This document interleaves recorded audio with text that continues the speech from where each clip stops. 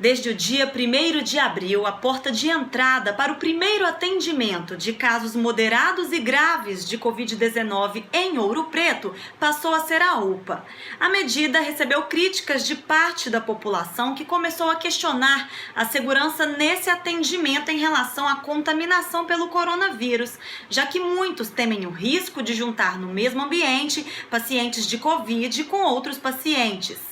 Hoje mais cedo, em entrevista ao jornalista Vitor Sequim, a secretária de Saúde de Ouro Preto voltou a falar sobre o assunto. Veja. Secretária, a gente vai começar falando sobre a questão da porta de entrada no atendimento dos pacientes com a Covid em Ouro Preto, né? O assunto foi bastante falado nas últimas semanas e eu queria que a senhora destacasse novamente como que estão sendo organizados esses fluxos no atendimento do paciente com a Covid em Ouro Preto. Vitor, é verdade, o assunto foi bastante falado nas últimas semanas, né? Até, na minha opinião, exageradamente polemizado. Algumas mudanças foram necessárias quando nós assumimos a Secretaria de Saúde, né? Desde ao início da gestão do Tuian, nós começamos a pensar as melhores formas de organizar a rede de saúde para atender os pacientes acometidos pelo coronavírus. A necessidade da gente ajustar a porta de entrada, ela se deu por inúmeros motivos, né? Um deles é a necessidade de ajuste ajuste de demanda e ajuste de recurso, né? Nós tínhamos uma porta de entrada que funcionava no hospital de campanha, e a gente sabe hoje que os estudos dizem que a melhor forma da gente organizar o fluxo de entrada no paciente de urgência na rede de saúde é dentro da UPA. Além disso, nós tínhamos alguns problemas na porta do hospital de campanha, uma vez que nós íamos precisar otimizar a equipe que estava na porta para atuação em outras frentes de atendimento, uma vez que nós temos tido muita dificuldade de recrutamento de equipe. Os estudos, né, e as reuniões foram seguindo, nós fomos avançando nas análises epidemiológicas, nas análises de fluxos de rede, e nós entendemos, observando inclusive as experiências de outros municípios, né, do estado, né, até do país, a gente tem contato com muitos outros gestores, com outros colegas, e baseados também nas deliberações estaduais, nós entendemos que a melhor forma do paciente entrar no sistema com coronavírus seria via UPA. A UPA hoje é o instrumento, né, é o dispositivo que a gente tem na rede para atendimento de demanda espontânea de casos de urgência e emergência. Entendendo isso, nós fomos buscar a melhor forma de fazer isso. Nós sabíamos que a gente não podia simplesmente transferir o atendimento de demanda espontânea do hospital de campanha para a UPA. Nós teríamos que fazer algumas adequações do ponto de vista de controle de biossegurança, do ponto de vista de organização da equipe, dos fluxos internos, dos fluxos externos. E nós fomos estudando e ajustando isso. Nós não fizemos isso do dia para a noite, né? Então, nós começamos a nos organizar, nos reunirmos e começamos a ajustar, inclusive, a estrutura, né, da UPA.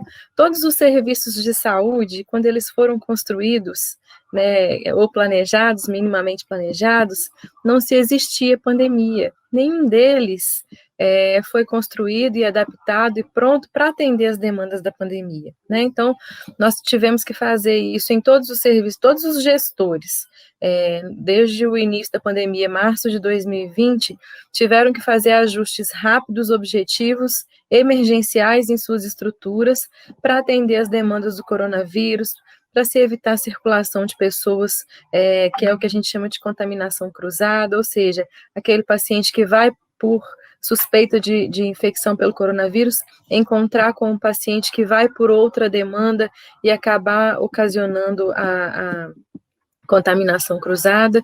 Então, todos os serviços tiveram que fazer esses ajustes de estrutura. Glauciane destacou que a UPA passou por mudanças estruturais para que o atendimento de pacientes com suspeita de Covid pudesse ser realizado separadamente dos outros pacientes e destacou que a equipe responsável pelo atendimento da doença também é diferente.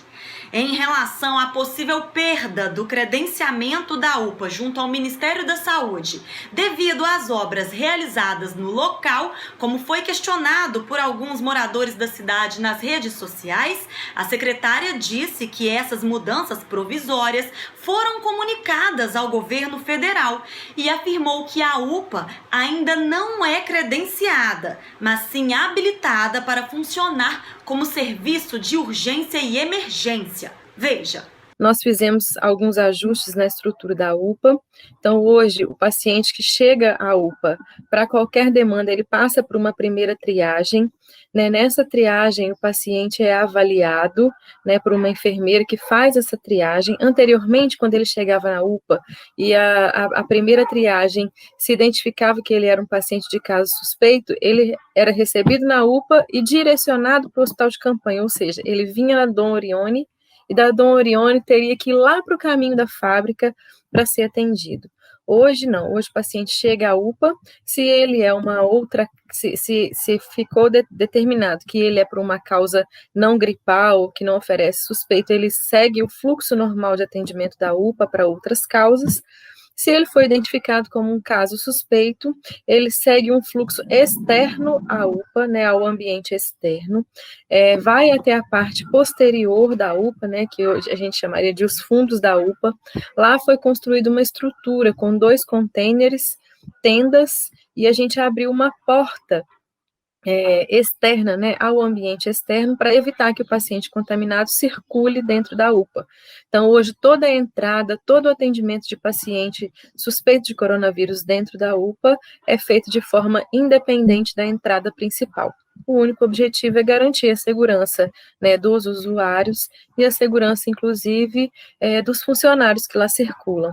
Existe uma equipe que foi contratada para ficar somente por conta da UPA, né, por conta do atendimento coronavírus na UPA, e aí essa equipe, ela permanece lá, cuidando desses pacientes, ou seja, até o fluxo de atendimento, ele é separado do ponto de vista de equipe. Sobre essas obras, especificamente, houve alguns questionamentos, né, pelas redes sociais, principalmente, né, com relação à questão do credenciamento da UPA junto ao governo federal, né? Algumas pessoas questionaram se Ouro Preto poderia perder esse credenciamento por conta dessas obras, né?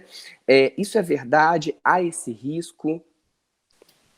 Então, o que houve foi a publicação maldosa de uma foto maldosa com uma mensagem maldosa, né?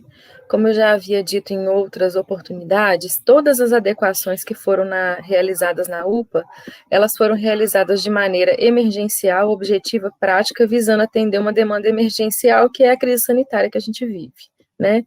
Todas as alterações de estrutura da UPA, elas são reversíveis, elas são alterações de fato provisórias. Elas permanecerão enquanto houver a crise sanitária, enquanto houver emergência epidemiológica. Quando a situação do coronavírus ela diminuir ou se encerrar, ou quando nós não estivermos mais nessa condição de emergência, todas as alterações são reversíveis e a UPA pode voltar à sua conformidade, né? As alterações, como eu falei antes, foram o estacionamento de containers, instalação de tendas, divisórias de madeira. A única alteração de estrutura predial foi a abertura de uma porta, né, que é justamente na sala da pediatria, que é a sala que era mais fácil de se acessar o ambiente externo, e essa porta também ela é reversível. Então, tudo como é veiculada a mensagem, né? A pediatria da UPA, ela não saiu da UPA.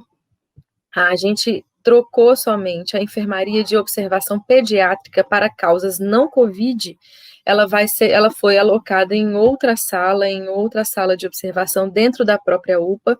Então, o atendimento pediátrico na UPA continua normal, e na ala pediátrica, como a ala é grande, espaçosa, ventilada, ficou-se, então, a gente conseguiu construir mais 4 leitos adulto e mais 3 leitos pediátrico, leito de observação, além de cadeiras de observação. Então, dentro da ala pediátrica, ficou-se a observação COVID pediátrica e observação adulta pediátrica. A observação adulta e criança, por outras causas, está em outro ambiente dentro da UPA mesmo. Do ponto de vista de credenciamento, a UPA ela não é credenciada, ela é habilitada para funcionar como serviço de urgência e emergência, ela tem cadastro nacional de estabelecimento de saúde, mas ela ainda não é credenciada. Esse processo de credenciamento é moroso mesmo, ele demora, e não há risco da gente perder credenciamento por isso. Primeiro porque a gente comunicou as alterações realizadas ao governo federal. Segundo, porque as alterações são reversíveis, são provisórias, e elas visam atender uma emergência sanitária. Estamos respaldados, inclusive, pelo decreto de calamidade. Seria muita insensibilidade de um gestor federal nos tirar um credenciamento tão importante pelos esforços que o município e todos os outros municípios estão empenhando para atender a crise sanitária que a gente vive. Então, todo o procedimento foi realizado, o Ministério da Saúde recebeu o projeto, inclusive com as alterações provisórias. O que houve não foi algumas pessoas me perguntaram, o município de Ouro Preto foi notificado pelo Ministério da Saúde. Não, nós não fomos notificados. O que aconteceu foi uma denúncia por parte de um cidadão ouropretano ao Ministério da Saúde nos canais de ouvidoria que são habituais. O cidadão tem direito de fazer a denúncia e nós temos a obrigação de responder, e isso foi feito, mas notificados não. A secretária explicou ainda como estão sendo realizados os atendimentos dos casos leves de Covid nos postos de saúde. Ela destacou que esse atendimento também está sendo feito de forma separada e disse que os PSFs passaram a realizar testes rápidos de Covid. Esse fluxo é anterior à nossa administração. Eu, inclusive, era enfermeira de unidades de saúde da família, ou seja, de posto de saúde. Como funciona? A gente recebe o paciente e acontece de uma maneira muito semelhante à UPA. O que muda é a complexidade do atendimento. A gente, inclusive, solicita que os casos leves se direcionem mesmo aos postos de saúde. Por quê? Porque assim a gente otimiza a mão de obra que está dentro do serviço de média e alta complexidade. Se todos os casos leves se dirigirem à UPA, o hospital ele ficará sobrecarregado e o foco deixará de ser o paciente de média a alta complexidade, ou seja, aquele paciente que demanda mais cuidado, demanda mais atenção. O fluxo, então, é muito semelhante ao da UPA, o paciente comparece a uma unidade de saúde de atenção primária, a um posto de saúde, ele é triado e quando ele é identificado como um caso suspeito de coronavírus, ele é conduzido ao fluxo de paciente suspeito dentro da unidade. Então, existe um fluxo que é padronizado em todas as unidades de saúde e o que a gente procura é não deixar que haja uma interação dos pacientes coronavírus com as outras demandas, inclusive vacinas, entre outros serviços. Isso é assim em todos os serviços de saúde. Por exemplo, Santa Casa de Ouro Preto. Apesar do centro das atenções agora ser coronavírus, ela não deixa de atender outros serviços, porque a gente está no meio de uma pandemia, as coisas não deixam de acontecer, elas acontecem simultaneamente. Em todos os hospitais do mundo funciona assim, né? Inclusive, em outros países que já avançaram um pouco mais que a gente em relação ao controle da pandemia, isso é feito dessa forma. A intenção é o fortalecimento das unidades de atenção primária para que a gente consiga otimizar os esforços que nós temos para atender pacientes moderados e graves dentro desses serviços de maior complexidade. O que acontece de diferente hoje? Primeiro, nós padronizamos esse fluxo, ele não era padronizado, então nós ajustamos e aí tentamos atender as especificidades de cada unidade, porque nós sabemos que Ouro Preto tem uma característica de estrutura predial diferente de outros municípios, então, às vezes, essas adaptações, elas são mais difíceis mesmo, isso deve acontecer em outras cidades históricas. Então, o que nós fizemos de novo foi padronizar esses fluxos, requalificar essas equipes, e aí o que nós inserimos de novo foi o teste rápido de antígeno. Anteriormente, nós tínhamos os testes rápidos apenas de anticorpo. Então, o que nós tentamos foi qualificar esse diagnóstico, que a gente sabe hoje que o teste rápido de anticorpo, ele não é mais a melhor maneira de fazer o diagnóstico coronavírus. Hoje a gente tem o teste de antígeno, que é o teste de pesquisa do vírus propriamente dito. Então, nós compramos esses testes, já tínhamos alguns que nós adquirimos no início do ano, e aí esses testes foram direcionados também para as unidades de atenção primária. E o paciente com suspeita de Covid não tem contato com o paciente comum, com o paciente com outras doenças. Se espera que o paciente não tenha contato com pacientes com outras doenças. Tá. É o que é recomendado. Sobre o hospital de campanha, que passou a ser administrado pela Santa Casa de Ouro Preto, Glauciane Rezende afirmou novamente que ele não foi fechado. A estrutura do hospital continua montada no caminho da fábrica e ela poderá ser usada em caso de colapso do sistema de saúde. A secretária disse que o atendimento para o paciente com Covid dentro da Santa Casa é muito mais completo e seguro, que a média de espera por um leito clínico tem sido de 5 a 6 horas e destacou que o hospital de campanha está preparado para receber apenas os casos moderados. O hospital de campanha não fechou.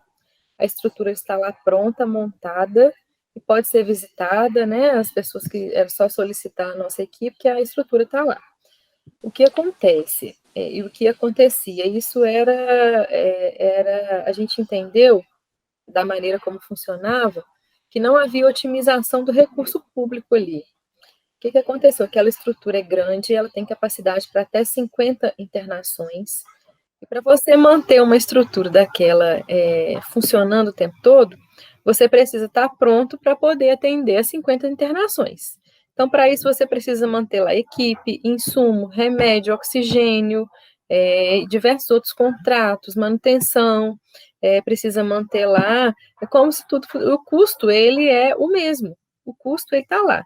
E o que a gente notava, e que é o que trazia angústia, é que, às vezes, a estrutura lá estava daquele tamanho, demandando aquela necessidade enorme de recursos, estava lá atendendo a internação de 2, 3 pacientes, enquanto a Santa Casa de Ouro Preto estava vazia. E isso é uma perda para o paciente, porque a gente entende que, na íntegra, o hospital de campanha, ele foi feito como ele é uma estrutura provisória e que deve ser utilizado para atendimento dos pacientes em caso de colapso, ou seja, quando você não tem mais vaga dentro da estrutura hospitalar, aí sim você começa a ocupar as estruturas provisórias, porque aí é muito melhor você ocupar uma estrutura provisória do que o paciente ficar sem assistência. Mas, ora, se você tem vaga dentro de uma estrutura adequada, que é a estrutura hospitalar, por que não ocupar essa estrutura adequada primeiro, para depois você seguir para a ocupação da estrutura precária? Então, foi isso que nós fizemos, nós apenas otimizamos a estrutura que existe. Dentro do hospital, o paciente tem acesso, se ele agrava, é muito mais fácil. Dentro do hospital, ele tem acesso a exame, laboratório, medicação. Ele está muito mais seguro, os fluxos já estão prontos, a equipe tem expertise de conduzir os processos, né? Ele tem um aparato todo pronto e muito mais seguro para o paciente. Sim, e desde as mudanças, ele precisou ser usado? Ele já foi usado ou não? Ainda não foi necessário utilizar o hospital de campanha. Nós, desde o dia 1º de abril, que o fluxo novo já está funcionando, até hoje nós não tivemos paciente com tempo de espera maior que 12 horas na UPA. A nossa média de espera para internação tem sido entre 5 e 6 horas, ou seja, uma média pequena para internação COVID.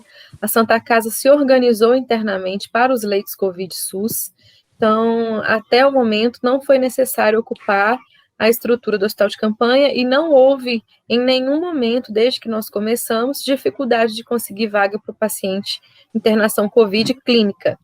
CTI é uma situação um pouco diferente, né? Sim, e qual a estrutura que o hospital possui? Que estrutura a gente tem lá no hospital de campanha? A estrutura hospitalar necessária. Temos os leitos, as divisórias, a sala de enfermagem, os consultórios, a estrutura está do mesmo jeito. Tem respirador? O respirador não, porque o hospital de campanha não foi feito para ter respirador.